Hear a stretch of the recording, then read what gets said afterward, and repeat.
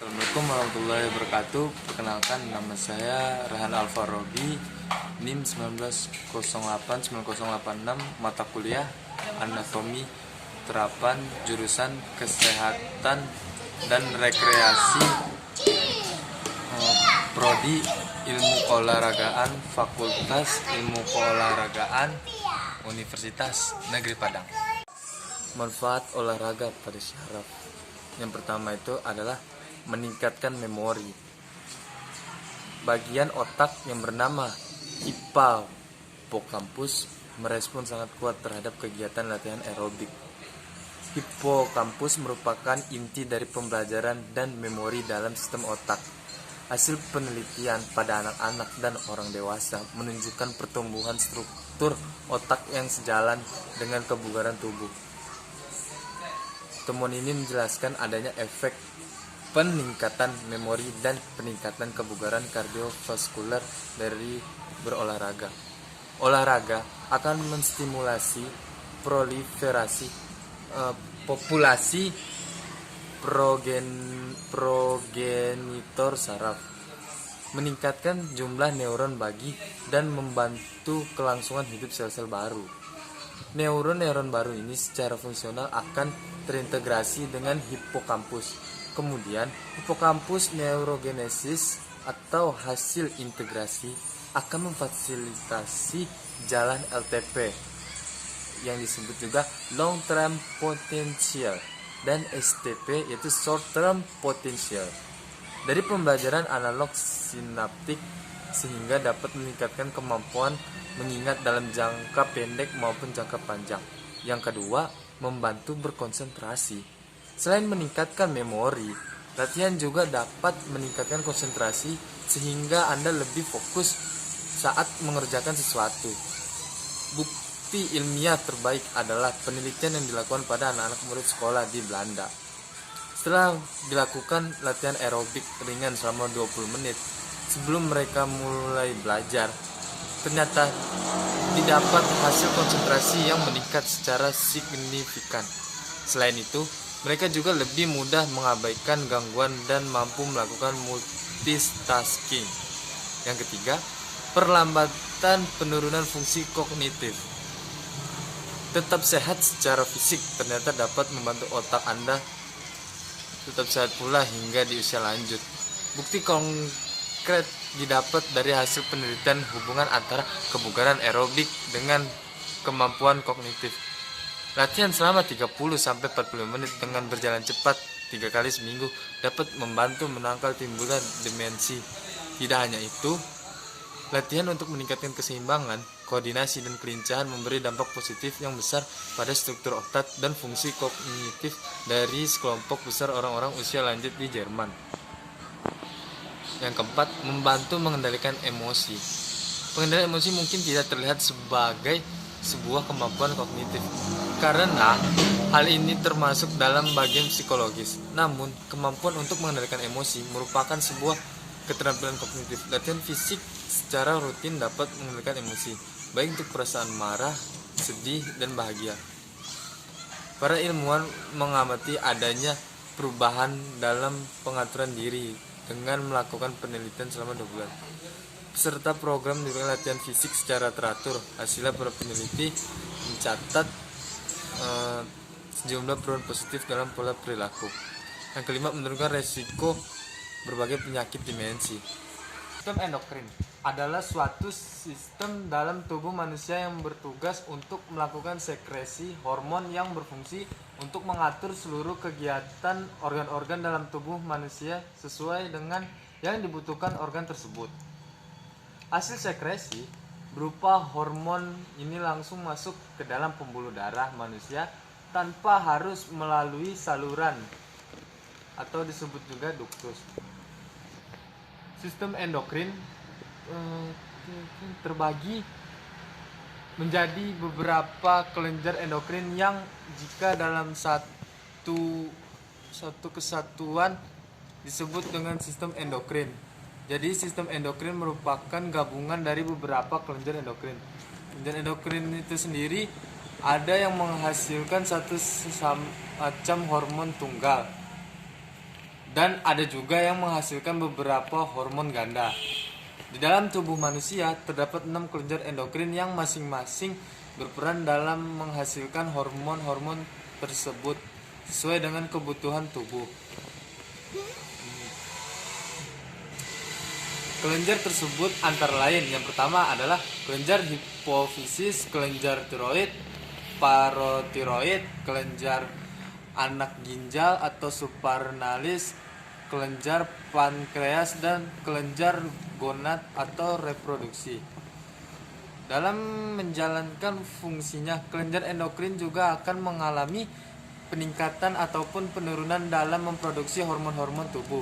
Hal ini juga yang akan menyebabkan penyakit-penyakit pada manusia, antara lain Addison syndrome.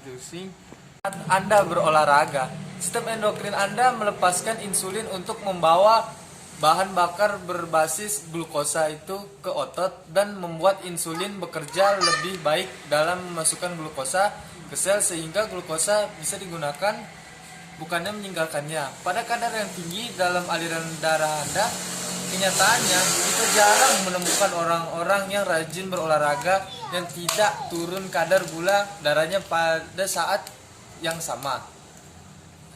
Penis adalah alat kelamin luar yang berfungsi sebagai alat persetubuhan atau senggama dan juga sebagai saluran untuk pembuangan sperma dan air seni. Penis rata-rata berukuran sekitar 5-10 cm pada keadaan tidak ereksi dan 12-19 cm pada keadaan ereksi. Kondisi seperti kedinginan atau rasa cemas dapat membuat ukuran penis mengecil. Lalu, penis terdiri dari akar atau menempel pada dinding perut, badan dan glans penis atau ujung penis yang berbentuk seperti kerucut seperti ini contohnya kan. Kulit penis itu tipis dan tidak berambut kecuali di dekat akar. Pada ujung penis terdapat pembesaran jaringan tempat corpus spongiosum disebut gland penis. Glans banyak mengandung pembuluh darah dan saraf. Di ujung glans penis juga terdapat lubang uretra atau saluran tempat keluarnya semen dan air kemih. Dasar glans penis disebut korona. Kulit yang menutupi glans disebut foreskin atau disebut juga preputium. Pada beberapa negara memiliki kebiasaan membersihkan daerah sekitar preputium yang dikenal namanya dengan sunat. Pada pria yang tidak sunat atau disebut juga sirkumsisi, preputium membentang mulai dari korona menutupi glans penis. Badan penis dibentuk dari 3 massa jaringan erkitil silindris, yaitu 2 korups cavernosum dan 1 korups spongiosum mengelilingi uretra. Jika rongga tersebut terisi darah, maka penis menjadi lebih besar, kaku, dan tegak atau mengalami eraksi.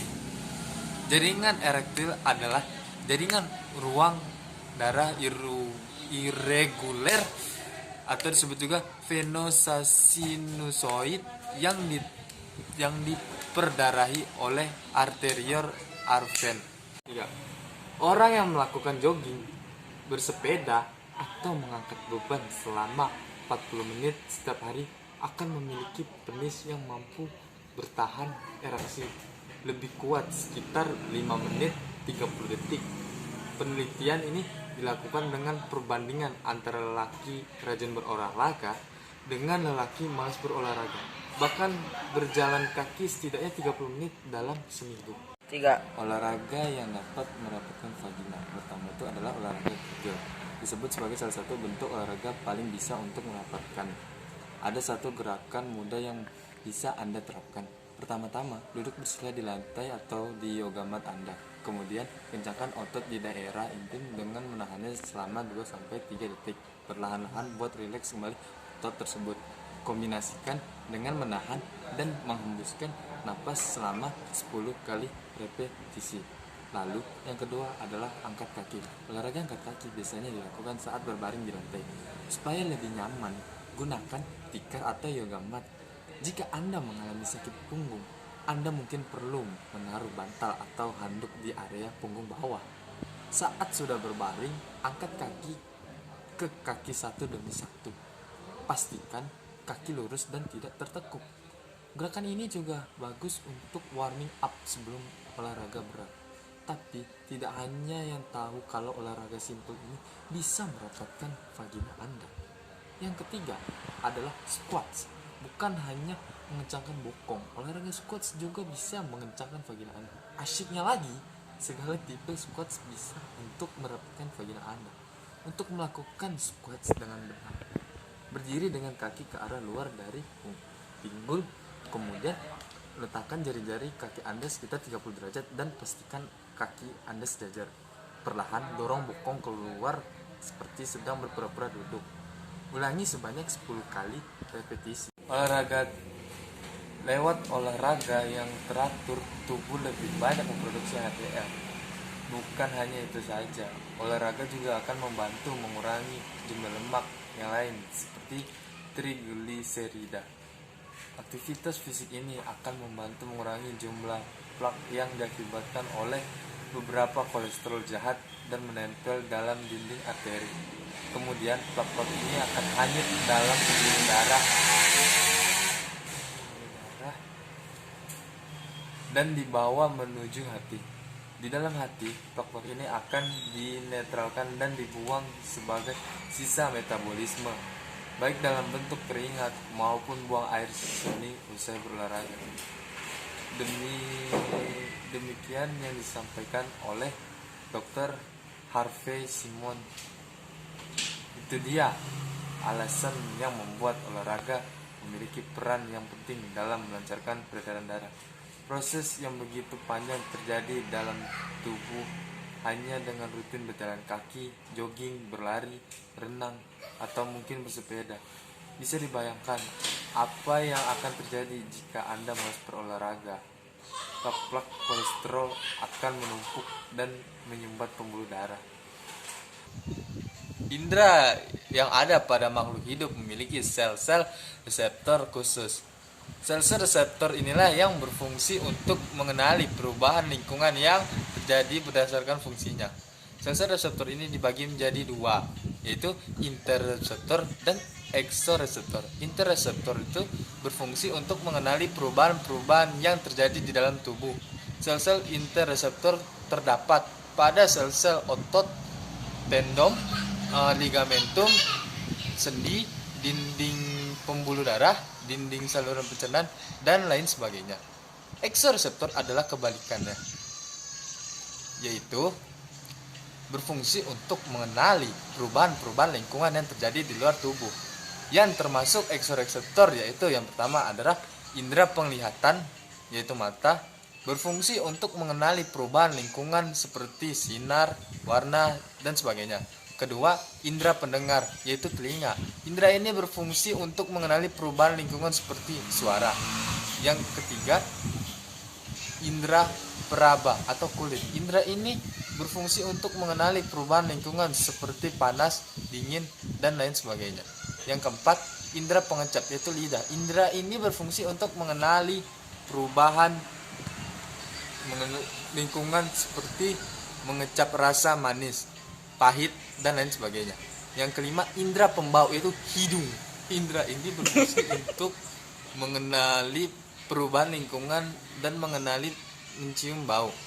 Kelima indera ini bisa kenal dengan sebutan panca indera.